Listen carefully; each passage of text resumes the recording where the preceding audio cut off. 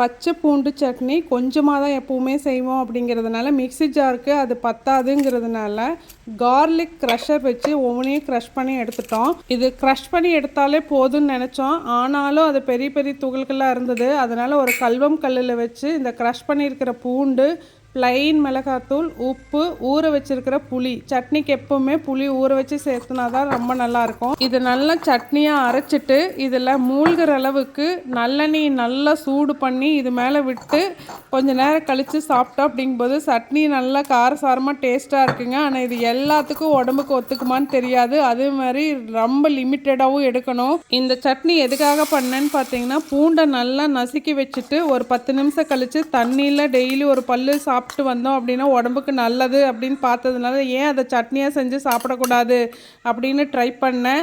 ஆனால் இது அதிகமாக எடுத்தோன்னா வேறு மாதிரி பிரச்சனை வருது. ஆனால் சாப்பிட்டா கொஞ்சம் பெட்டராக தான் ஃபீல் ஆகுதுங்க.